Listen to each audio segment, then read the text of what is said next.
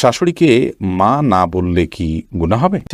মহিলাদের নামাজরত অবস্থায় যদি আজান হয় তাহলে কি নামাজ পড়া চালু রাখা যাবে? গোসলখানা ও টয়লেট একসাথে থাকলে ওযু করলে হবে কিনা? নতুন করে বসবাস করার আগে মিলাদ পড়ানো জায়েজ কিনা? পুরুষের কি রূপার আংটি পড়তে পারবে? আমি আমার মৃত পিতার নামে যাই সাদকা করি তার সওয়াব কি আমিও পাবো? বাথরুমে কাপড় কাচার সময় বিসমিল্লাহ বলা যাবে কিনা? গর্ভকালীন কোন আমল করলে নরমাল ডেলিভারি হবে? রাস্তার পাশে কবরস্থান থাকলে নাপাক অবস্থায় গেলে কি গুনাহ হবে? মেয়েদের পায়ে কি স্বর্ণের নূপুর পরা যাবে? গোসলের পরে ভেজা চুল গামছা দিয়ে বেঁধে নামাজ আদায় করলে কি নামাজ হবে? ট্যাপে ওযু করলে নিচে বালতি থাকে, ফলে ওযুর পানি বালতিতে পড়ে, সে পানি কি টয়লেটের কমোডে ঢালা যাবে? ওযু করার পরে কি আয়নায় মুখ দেখলে ওযু ভেঙে যাবে? চেইনওয়ালা ঘড়ি পরে নামাজ পড়া কি নাজায়েজ? জানালে উপকৃত হব। আমার মেয়ের পেটে থাকা অবস্থায় মুখে একটি দাঁত উঠেছে, এটি কোনো ভালো লক্ষণ নাকি খারাপ লক্ষণ? নিকট আত্মীয় যারা সুদ খায় তাদের বাড়িতে বেড়াতে যাওয়া যাবে এবং খাওয়া দাওয়া করা যাবে? স্বামীর হুকুম ছাড়া বাবার বাড়ি যাওয়া যাবে কিনা? ওযু ছাড়া কি জিকির করা যাবে? মহর পরিশোধের আগে স্ত্রী যদি মারা যায় তখন স্বামী কিভাবে মহর পরিশোধ করবে? মহিলাদের জন্য সব জায়গায় নামাজের ব্যবস্থা থাকে না, অনেক সময় এই কারণে নামাজ কাজা হয়ে যায়, এই জন্য কি বাড়ি থেকে বের হওয়ার আগে অগ্রিম নামাজ পড়ে বের হতে পারে? চলুন তাহলে আমরা প্রশ্নোত্তর আলোকিত ভবনে প্রবেশ করি। এরপরে কাজী ফাতেমা আপনি লিখেছেন, মহিলাদের নামাজরত অবস্থায় যদি আজান হয় তাহলে কি নামাজ পড়া চালু রাখা যাবে? যাবে, কোনো অসুবিধা নেই। আজান হওয়া হলে নামাজ বন্ধ করে ফেলতে হবে, কোনো কথা নেই। আপনি নামাজ পড়ছেন, ইতিমধ্যে আজান শুরু হয়ে গেছে, আজান মুয়াজ্জিন সাহেব দিতে থাকুক, এদিকে আপনার নামাজ আপনি কন্টিনিউ করতে থাকেন, কোনো সমস্যা নেই। রোজা ইসলাম রানী আপনি লিখেছেন, নতুন করে বসবাস করার আগে মিলাদ পড়ানো জায়েজ কিনা? নতুন করে বসবাস করার আগে কোনো মিলাদ পড়াবেন না, এরকম কোনো নির্দেশ কোনো হাদিস আমাদেরকে দেয়নি। আপনি নতুন ঘরে ওঠার সময় বিসমিল্লাহ বলে আল্লাহর নাম নিয়ে উঠে যাবেন, এর জন্য আলাদা কোনো আনুষ্ঠানিকতা আপনাকে করতে হবে, কোনো বাধ্যবাধকতা নয়। হ্যাঁ, আশপাশের লোকজন বা এলাকার মানুষ কিংবা আত্মীয় স্বজনকে ডেকে আপনি দাওয়াত খাওয়াতে চান আপনার খুশি একটা উপলক্ষে, সেটা সম্পূর্ণ আপনার ব্যাপার, শরীয়তের কোনো বিশেষ নির্দেশ নাই। আর এর জন্য মিলাদের আয়োজন করতে হবে কোনো নির্দেশ ইসলাম আমাদেরকে করেনি। এরপর নুসরাত মাহি আপনি লিখেছেন, আমি আমার মৃত পিতার নামে যাই সাদকা করি তার সওয়াব কি আমিও পাবো?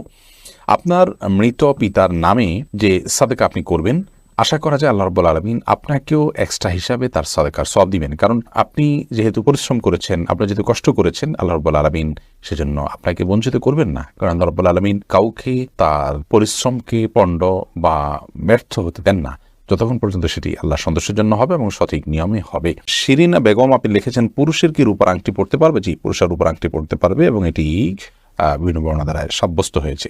এরপর জেসমিন আক্তার আপনি লিখেছেন, গোসলখানা ও টয়লেট একসাথে থাকলে ওযু করলে হবে কিনা? বাসা যদি গোসলখানা এবং টয়লেট একসাথে থাকে সেক্ষেত্রে ভেতরে ওযু করলে ওযু হয়ে যাবে, কিন্তু উত্তম হলো কমোড এবং টিপের মাঝে কোনো পার্টিশন না থাকলে, আড়াল না থাকলে সেক্ষেত্রে বাইরে ওযু করবেন, এটা হলো উত্তম। কিন্তু যদি ভিতরে ওযু করেন তাতে ওযু হয়ে যাবে, কোনো অসুবিধা নেই ইনশাআল্লাহ। আপনি ফরহাদ হোসেন আপনি লিখেছেন, বাথরুমে কাপড় কাচার সময় বিসমিল্লাহ বলা যাবে কিনা? বাথরুমে কাপড় কাচার সময় বিসমিল্লাহ বলবেন, বিশেষ করে যখন কমোডের সাথে আপনার ওই জায়গার পার্টিশন থাকবে। যদি পার্টিশন না থাকে তাহলে ওযুর সময় যেরকম মুখে বিসমিল্লাহ বলা নিষেধ, অনুচিত, মাকরুহ, ঠিক একইভাবে এখানেও মুখে বিসমিল্লাহ বলবেন না, মনে বিসমিল্লাহ বলে কাপড় কাচবেন। মাই হামাদ আপনি লিখেছেন, গর্ভকালীন কোন আমল করলে নরমাল ডেলিভারি হবে? গর্ভকালীন সময় এরকম কোনো বিশেষ আমলের কথা কোরআন হাদিসে বলা হয়নি যে আমল করলে নরমাল ডেলিভারি হবে। তবে হ্যাঁ, গর্ভ যাতে নরমালভাবে হয়, অপারেশন করতে না হয়, সেজন্য আল্লাহর রহমতের কাছে আপনি সাধারণভাবে দোয়া করতে পারেন। আর দান এবং সাদাকা এটা মানুষকে কঠিন কোনো পরিস্থিতি থেকে উত্তরের পথ দেখায়, বিধায় এরকম পরিস্থিতিতে আপনি কিছু দান সাদাকা করতে পারেন এবং বিশেষভাবে ইস্তেগফার, দুরূদ সহ যে আমলগুলো বান্দার খুব কঠিন সিচুয়েশনে পড়লে আল্লাহ তাআলা তার জন্য বিষয়টিকে সহজ করেন, সে আমলগুলো আপনি বেশি বেশি করে করবেন, আল্লাহ তাআলার কাছে সাধারণভাবে দোয়া করতে থাকবেন। এছাড়া সুনির্দিষ্ট কোনো দোয়া বা আমল কোরআন হাদিস আমাদেরকে শেখায়নি যেটার মাধ্যমে নরমাল ডেলিভারি হবে। মিথিলা মলি আপনি লিখেছেন, রাস্তার পাশে কবরস্থান থাকলে নাপাক অবস্থায় গেলে কি গুনাহ হবে? রাস্তার পাশে যদি কবরস্থান থাকে তাহলে সেই কবরস্থানে আপনি নাপাক অবস্থায়, অর্থাৎ আপনার ওযু নেই অবস্থা আপনি প্রবেশ করলেন, কোনো অসুবিধা নেই, আপনি জিয়ারত করতে পারেন। কবর জিয়ারত করার জন্য যে আপনাকে ওযু অবস্থা থাকতে হবে এরকম কোনো বাধ্যবাধকতা নেই। এক নিমিষে আইডি থেকে আপনি লিখেছেন, মেয়েদের পায়ে কি স্বর্ণের নূপুর পরা যাবে? যাবে, কোনো অসুবিধা নেই। মেয়েরা স্বর্ণ বা রূপা যে কোনোটি পড়তে পারে, তো সেক্ষেত্রে স্বর্ণের নূপুর পড়বেন না রূপার নূপুর পড়বেন সেটা আপনার বিষয়।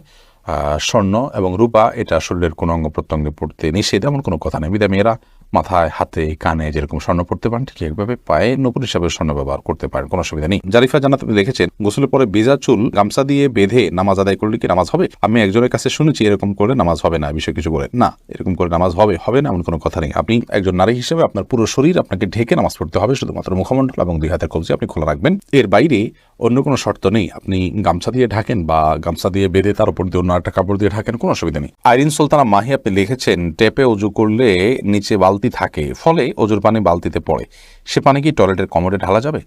ঢালা যাবে, কোনো অসুবিধা নেই, বরং ঢালাটাই উত্তম।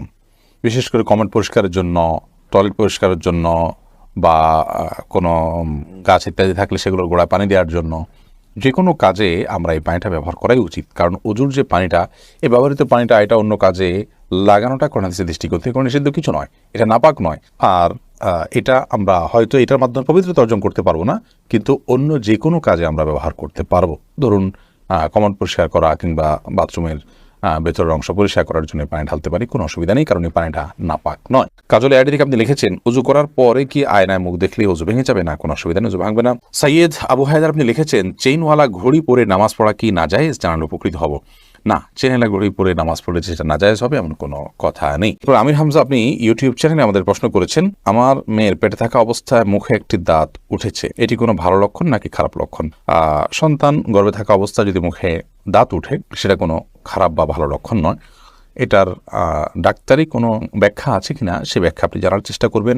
এর বাইরে এটাকে অন্তত কুলক্ষণ মনে করার কোনো সুযোগ নেই, কারণ ইসলাম আসলে কোনো কুলক্ষণে বিশ্বাস করে না। এরপরে মার্জিয়া শেলি আপনি লিখেছেন, নিকট আত্মীয় যারা সুদ খায় তাদের বাড়িতে বেড়াতে যাওয়া যাবে এবং খাওয়া দাওয়া করা যাবে।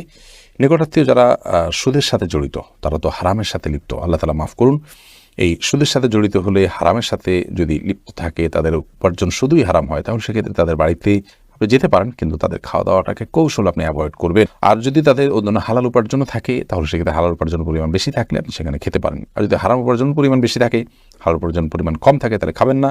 আর যদি তিনি সুনির্দিষ্ট করে হালাল উপার্জন থেকেই দিয়েছেন আপনি জানেন, তাহলে সেক্ষেত্রে সেটা অবশ্যই খেতে পারেন। সাবির ইয়াসমিন জানাতে আপনি লিখেছেন, স্বামীর হুকুম ছাড়া বাবার বাড়ি যাওয়া যাবে কিনা? আপনি যেহেতু স্বামীর সংসারে থাকেন, অতএব তার সুবিধা অসুবিধা, তার প্রয়োজন ইত্যাদি বিষয় থাকতে পারে, সেই কারণে তাকে আপনি বলে যাবেন। কিন্তু স্বামী আপনাকে আপনার বাবার বাড়ি যাওয়া থেকে বঞ্চিত করে রাখবেন, যেতে দিবেন না, আটকে রাখবেন এবং তার খেয়াল খুশি মতো সে আপনাকে আপনার বাবা মার সাথে সাক্ষাৎ করা থেকে বিরত রাখবেন, সে অধিকার কিন্তু তার নাই। সেটা যদি তিনি করেন তাহলে তিনি অন্যায় করছেন। তবে হ্যাঁ, অবশ্যই আপনি চেইন অফ কমান্ড, একটি ফ্যামিলির পারস্পরিক যে বোঝাপড়া, সেটা যেন ভালো তার জন্য আপনি বলে যাবেন।